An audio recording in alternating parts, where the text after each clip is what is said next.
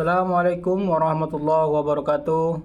Yang mulia Majelis Hakim, penasihat hukum terdakwa, serta hadirin sidang yang saya hormati.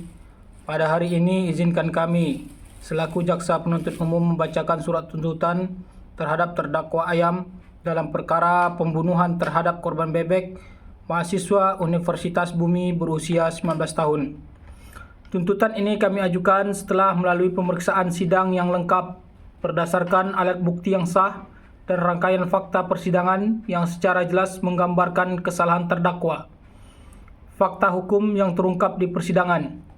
Yang mulia, dari pemeriksaan saksi-saksi, ahli forensik, barang bukti, serta keterangan terdakwa sendiri, dapat kami simpulkan beberapa fakta penting. 1. Bahwa pada 2 Februari 2024, di indekos korban, terdakwa Ayam terlibat pertengkaran dengan korban bebek. 2. Pertengkaran tersebut berujung pada tindakan kekerasan yang dilakukan terdakwa secara sadar dan berulang, berupa pemukulan, cekikan, dan tindakan lain yang menimbulkan luka fatal pada tubuh korban.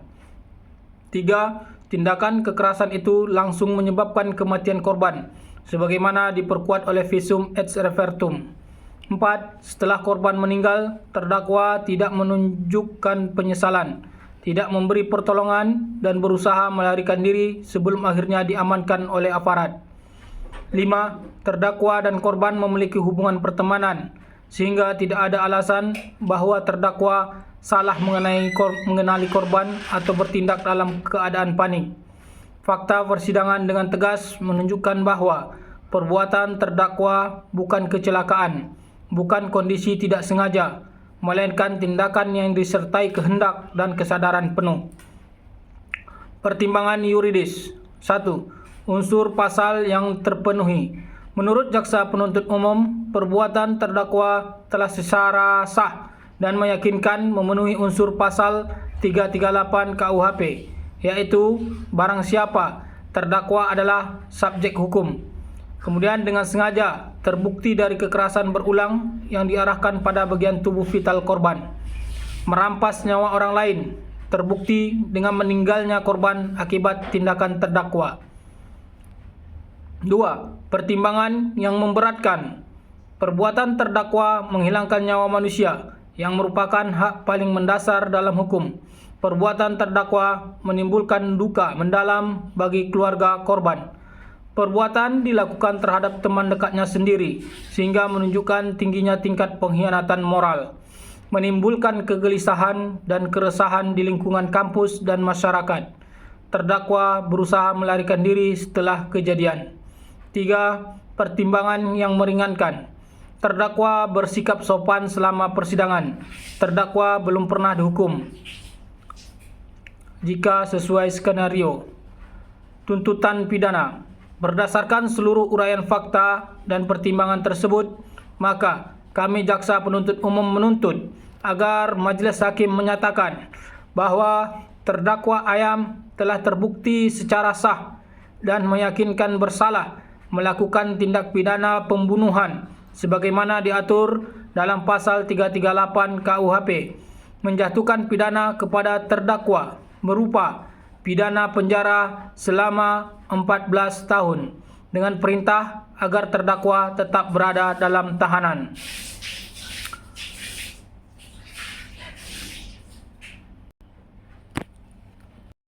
Assalamualaikum warahmatullahi wabarakatuh. Yang mulia Majelis Hakim, penasihat hukum terdakwa, serta hadirin sidang yang saya hormati.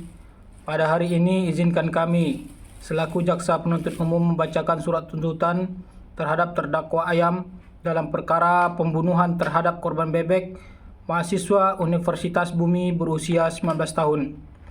Tuntutan ini kami ajukan setelah melalui pemeriksaan sidang yang lengkap berdasarkan alat bukti yang sah dan rangkaian fakta persidangan yang secara jelas menggambarkan kesalahan terdakwa. Fakta hukum yang terungkap di persidangan. Yang mulia, dari pemeriksaan saksi-saksi, ahli forensik, barang bukti, serta keterangan terdakwa sendiri, dapat kami simpulkan beberapa fakta penting. 1. Bahwa pada 2 Februari 2024, di indekos korban. Terdakwa ayam terlibat pertengkaran dengan korban bebek.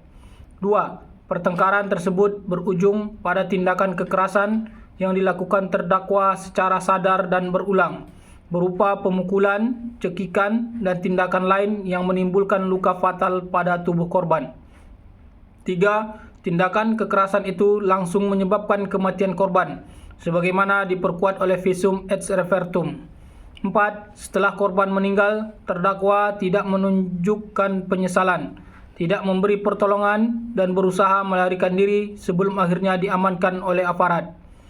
5. Terdakwa dan korban memiliki hubungan pertemanan, sehingga tidak ada alasan bahwa terdakwa salah mengenali korban atau bertindak dalam keadaan panik.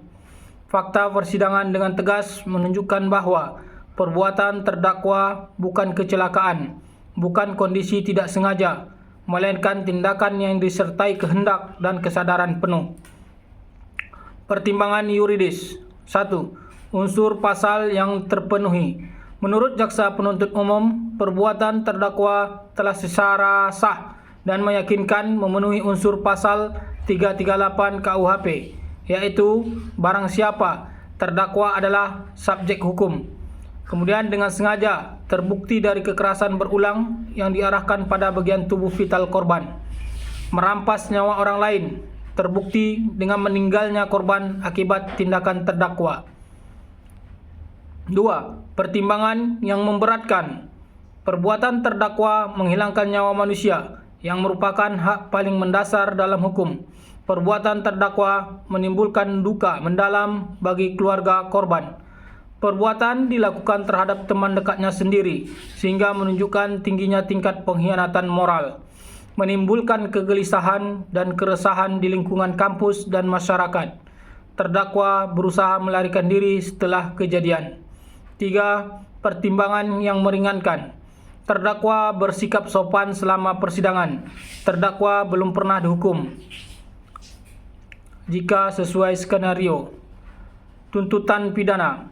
Berdasarkan seluruh uraian fakta dan pertimbangan tersebut, maka kami Jaksa Penuntut Umum menuntut agar Majelis Hakim menyatakan bahwa terdakwa ayam telah terbukti secara sah dan meyakinkan bersalah melakukan tindak pidana pembunuhan sebagaimana diatur dalam pasal 338 KUHP, menjatuhkan pidana kepada terdakwa berupa pidana penjara selama 14 tahun dengan perintah agar terdakwa tetap berada dalam tahanan. Barang bukti. Kami memohon kepada Majelis Hakim untuk 1. Barang bukti pakaian korban, foto TKP, dan visum tetap terlampir dalam berkas perkara. 2. Alat yang digunakan untuk melakukan penganiayaan dirampas untuk dimusnahkan. Yang Mulia, tuntutan ini tidak hanya untuk memberi efek jera pada terdakwa, tetapi juga sebagai bentuk perlindungan terhadap masyarakat dan penegasan bahwa hukum tidak memberi ruang bagi siapapun yang dengan sengaja merampas nyawa orang lain. Demikian tuntutan ini kami bacakan. Atas perhatian dan kebijaksanaan Yang Mulia Majelis Hakim, kami ucapkan terima kasih. Wassalamualaikum warahmatullahi wabarakatuh.